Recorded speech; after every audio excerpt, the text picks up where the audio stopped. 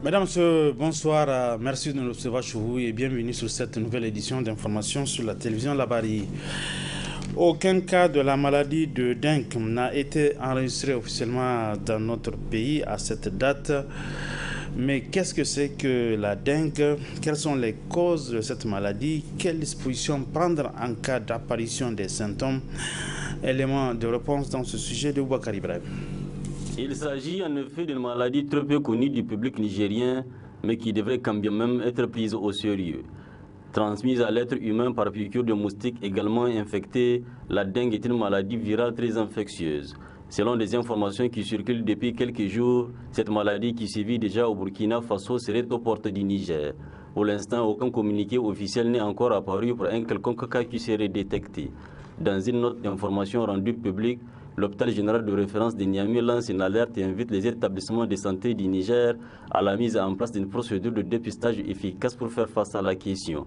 À savoir que la dengue se manifeste brutalement après 2 à 7 jours d'incubation par l'apparition bien sûr d'une forte fièvre qui est souvent accompagnée de maux de tête, de nausées, de vomissements et de douleurs articulaires et musculaires. Selon toujours certaines informations, il n'existe ni traitement curatif spécifique ni vaccin contre cette maladie. Le traitement est avant tout symptomatique. L'utilisation de certains produits pour le traitement des maladies courantes sont contre-indiqués et donc déconseillés du fait du risque hémorragique. Il faut seulement au moindre symptôme se rendre dans un centre de santé pour se faire consulter. La saison fraude s'installe tout doucement dans notre pays. Pendant cette période, le beurre de karité est recommandé pour le corps. C'est un reportage signé Nafissatou Yahya. Utilisé depuis des décennies en Afrique pour soigner et masser les nourrissons, le beurre de karité est une huile végétale comestible extraite des fruits du karité. Ce produit trop prisé en cette période de fraîcheur est commercialisé sur le marché par des femmes.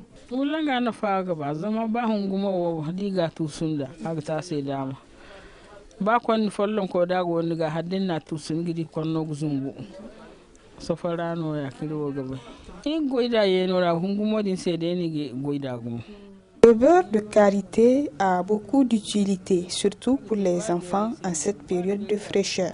Il aide beaucoup contre le rhume et est utilisé deux fois pour la cuisine et les soins de cheveux.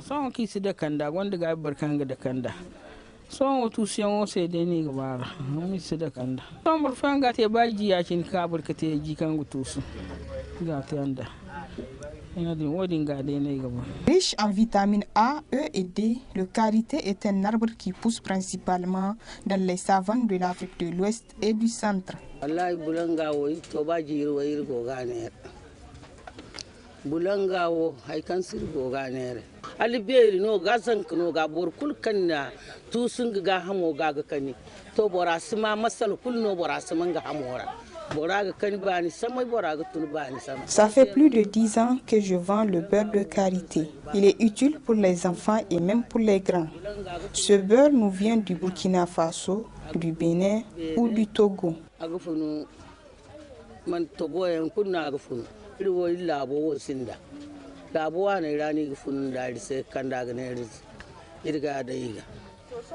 Employé jadis par les peuples africains dans l'alimentation comme dans les soins, le beurre de karité trouve aujourd'hui une place de choix dans le domaine de la cosmétique.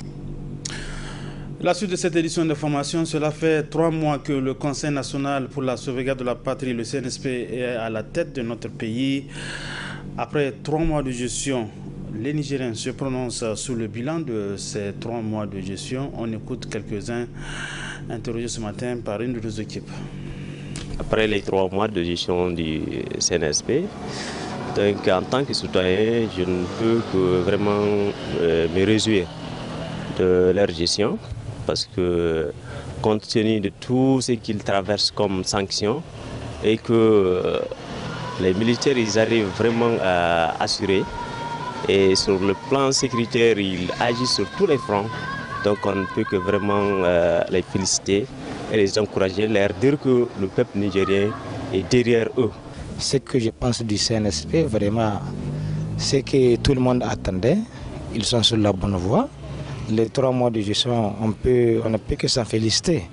Du moment où ils arrivent à gérer bon, et tant mieux, ils arrivent à gérer de leur façon, malgré les sanctions inhumaines, illégitimes et anormales infligées à notre pays. Les militaires au pouvoir arrivent à assurer le minimum qu'est le salaire et ils arrivent à négocier avec des partenaires pour que les choses aillent pour le mieux, pour que le social là puisse mieux s'adapter. On se sent satisfait de ces 3 mois-là et on leur souhaite beaucoup de courage et d'abnégation. Malgré certains événements et certaines choses qu'on voit d'incorrectes dans la gestion du pouvoir, parce que dans une transition, un régime d'exception, il va falloir s'y prendre au pas et prendre toutes les mesures idoines qui s'imposent pour mener la barque au quai. Comme le disait Durkheim, il va falloir définir le concept pour le démarquer de toute confusion qui caractérise le sens commun. Dans ce sens, ils vont bien gérer sans problème et ils n'auront pas de problème. On peut faire 10 ans sans l'aide de personne. On n'a pas besoin de l'aide extérieure pour vivre. La situation est plus ou moins stable. Les revendications ont été plus ou moins satisfaites. Bien qu'il faut attendre maintenant d'ici la fin décembre pour que ça se concrétise. Voilà, maintenant, il reste à savoir comment est-ce que les sanctions vont être levées. Ça, Dieu seul peut nous le dire sans se tromper, quoi. Voilà. Mais quand même, pour l'instant, on prie Dieu que la situation se tasse et que les activités reprennent normalement. Parce qu'aujourd'hui, il y a pas mal de choses qui sont au poids mort. Voilà, mais on reste convaincu que la situation va s'améliorer dans les prochains jours, Inch'Allah. Voilà quelques citoyens qui se prononcent sur le bilan des 3 mois de gestion du CNSP à la tête de notre pays.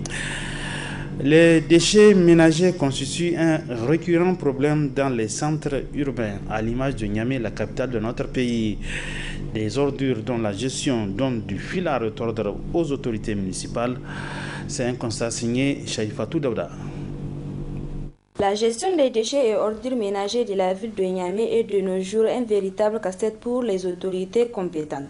Lesquelles autorités nourrissent des perspectives pour l'assainissement de la ville de Niamey? Les perspectives, c'est pour vous dire que aujourd'hui nous sommes dans une dynamique, bien sûr, de faire asseoir une véritable,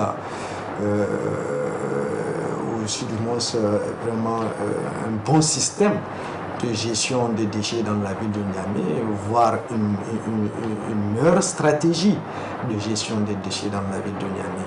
Et au vu de cette stratégie, vous avez toute l'organisation du premier maillon de la chaîne jusqu'à, bien sûr, à son élimination finale.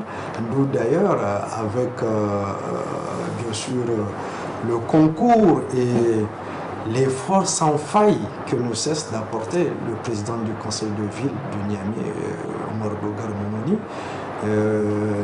nous aurons l'honneur bientôt, bien sûr, d'accueillir un premier centre d'enfouissement technique, une décharge officielle digne de ce nom, et dans la ville de Niamey avec tous les aménagements primaires dans le cadre de la gestion de ces déchets dans la ville.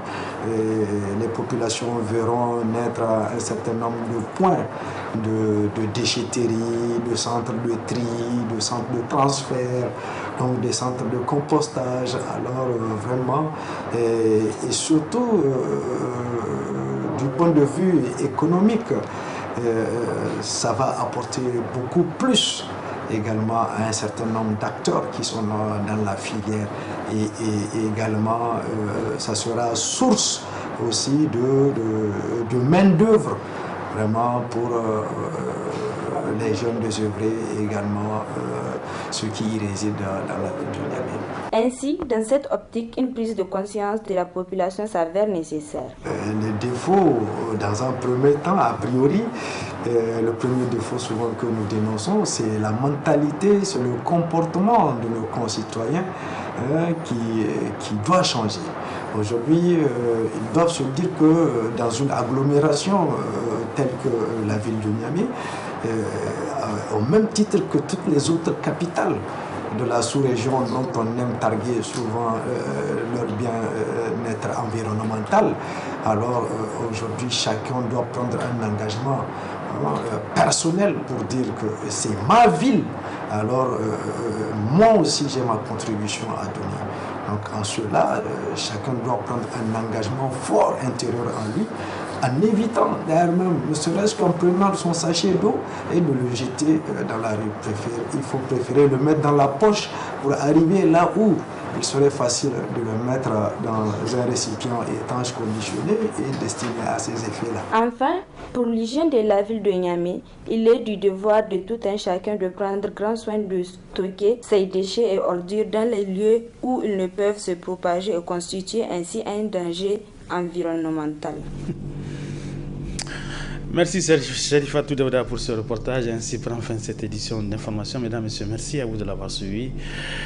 Bon début de week-end à tous. Bonsoir.